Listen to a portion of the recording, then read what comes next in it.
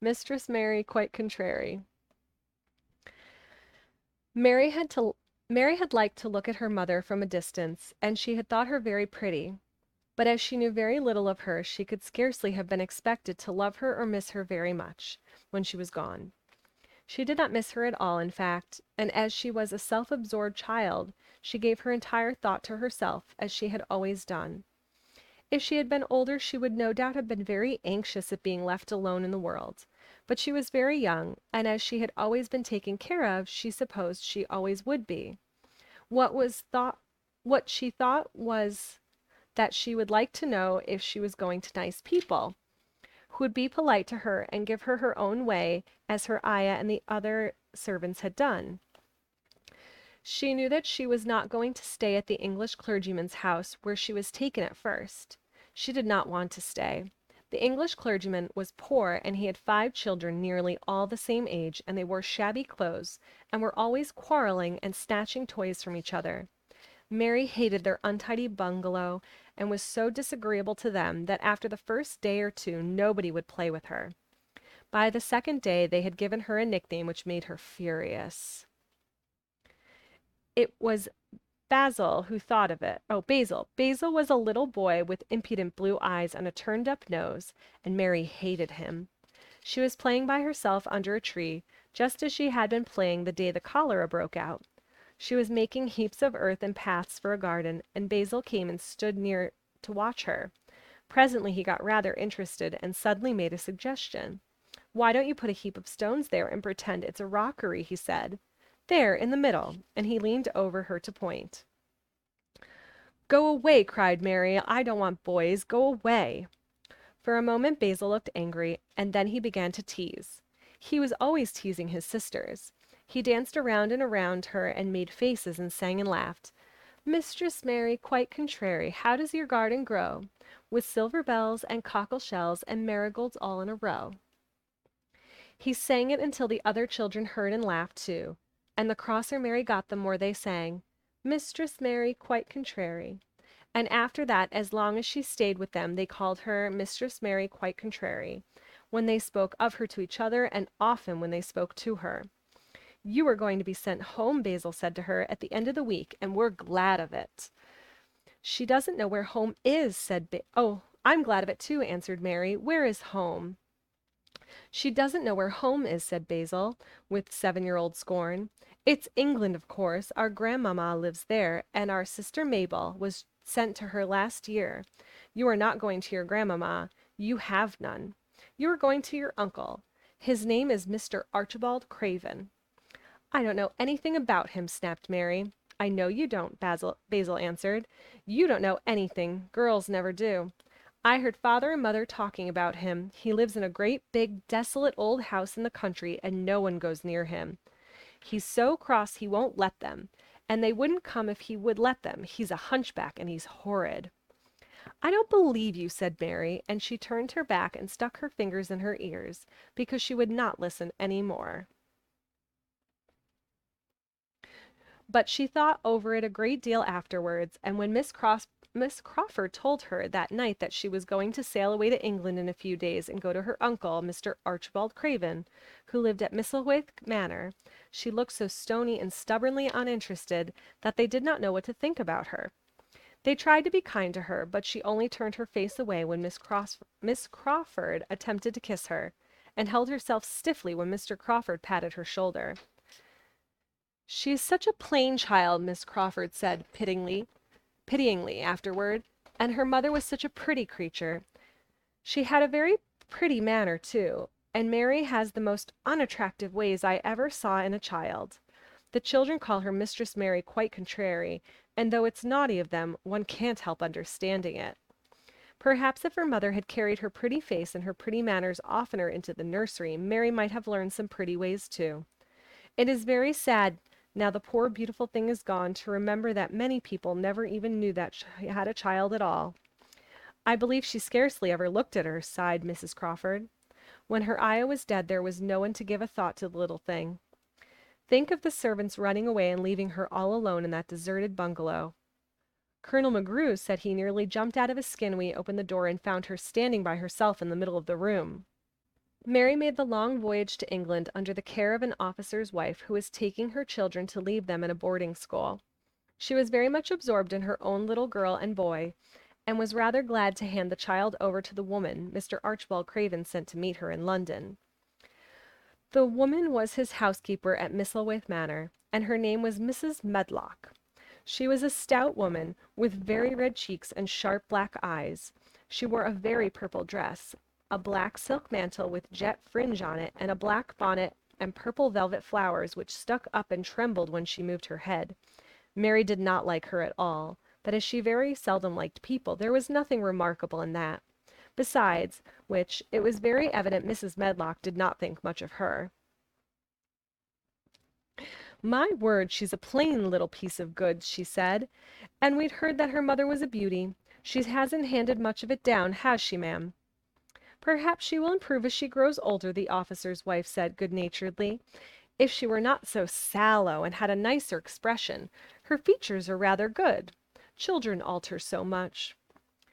"She'll have to alter a good deal," answered Miss Medlock. "There's nothing likely to improve children at Misselthwaite, if you ask me." They thought Mary was not listening because she was standing a little apart from them at the window of the private hotel they had gone to. She was watching the passing buses and cabs and people, but she heard quite well and was made very curious about her uncle and the place he lived in. What sort of place was it, and what would he be like? What was a hunchback? She had never seen one. Perhaps there were none in India. Since she had been living in other people's houses and had had no ayah, she had begun to feel lonely and to think queer thoughts which were new to her.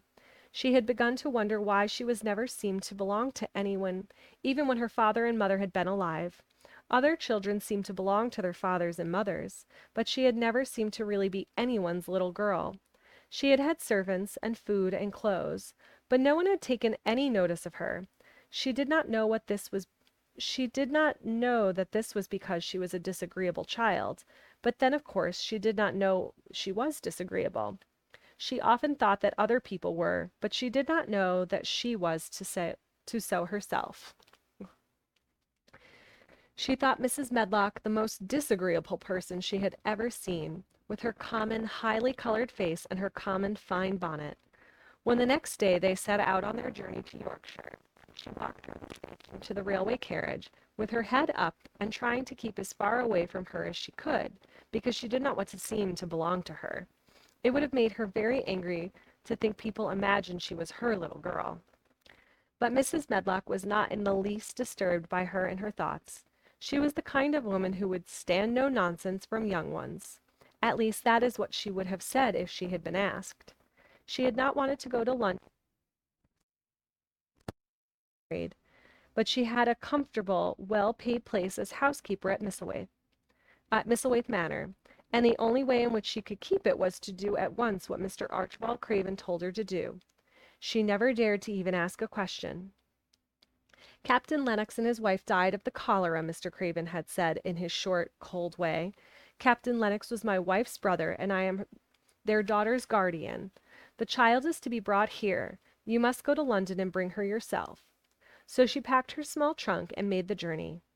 Mary sat in her corner of the railway carriage and looked plain and fretful. She had nothing to read or to look at, and she had folded her thin little black-gloved hands in her lap. Her dress made her look yellower than ever, and her limp, light hair straggled from under her black crape hat. "A more marred-looking little one I never saw in my life," Mrs. Medlock thought. Marred is a Yorkshire word and means spoiled and pettish. She had never seen a child who sat so still without doing anything, and at last she got tired of watching her and began to talk in a brisk, hard voice. "I suppose I may as well tell you something about where you are going," she said. "Do you know anything about your uncle?" "No," said Mary. "Never heard your father or mother talk about him?" "No," said Mary, frowning. She frowned because she remembered that her father and mother had never talked to her about anything in particular. Certainly they had never told her things. "Humph!" muttered Mrs. Medlock, staring at her queer, unresponsive little face. She did not say any more for a few moments, and then she began again.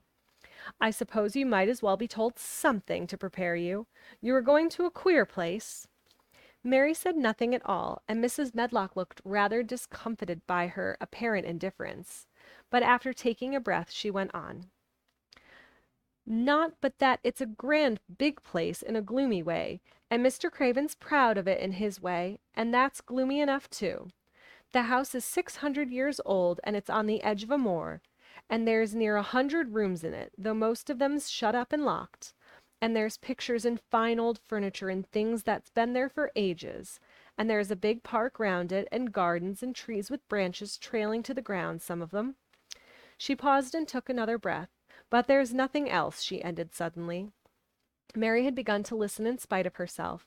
It all sounded so unlike India, and anything new rather attracted her. But she did not intend to look as if she were interested. That was one of her unhappy, disagreeable ways. So she sat still. Well, said Mrs. Medlock, what do you think of it?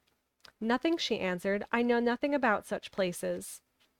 That made Mrs. Medlock laugh, a short sort of laugh. She said, but you are like an old woman. Don't you care? It doesn't matter, said Mary, whether I care or not. You are right enough there, said Mrs. Medlock. It doesn't. What you're to be kept at Misselthwaite Manor, for I don't know. Unless it's the easiest way. He's not going to trouble himself about you. That's sure and certain. He never troubles himself about no one. She stopped herself as if she had just remembered something in time. He's got a crooked back, she said. That set him wrong. He was a sour young man and got no good of all his money and big place till he was married. Mary's eyes turned toward her in spite of her intention not to seem to care. She had never thought of the hunchback's being married, and she was a trifle surprised. Mrs. Medlock saw this, and as she was a talkative woman, she continued with more interest. This was one way of passing some of the time at any rate. She was a sweet, pretty thing, and he'd have walked the world over to get her a blade of grass she wanted. Nobody thought she'd marry him, but she did, and people said she married him for his money. But she didn't. Positively. When she died, Mary gave a little involuntary jump. Oh, did she die? She exclaimed, quite without meaning to. She had just remembered a French fairy story she had once heard called Riquet à la Houppe. Sorry for that one. It had been about a poor hunchback and a beautiful princess, and it had made her suddenly sorry for Mr. Archibald Craven. Yes, she died, said Mrs. Medlock answered, and it made him queerer than ever. He cares about nobody. He won't see people. Most of the time he goes away, and when he is at Misselthwaite, he shuts himself up in the west wing and won't let anyone but Pitcher see him. Pitcher's an old fellow, but he took care of him when he was a child, and he knows his ways. It sounded like something in a book, and did not make Mary feel cheerful. A house with 100 rooms nearly all shut up, and with their doors locked, a house on the edge of a moor, whatsoever a moor was, sounded dreary. A man with a crooked back who shut himself up also? She stared out of the window with her lips pinched together, and it seemed quite natural that the rain should have begun to pour down in gray slanting lines, and splash and stream down the window panes. If the pretty wife had been alive, she might have made things cheerful by being something like her own mother, and by running in and out and going to parties as she had done in frocks, full of lace. But she was not there any more. Oh, hi, Steve. That's okay.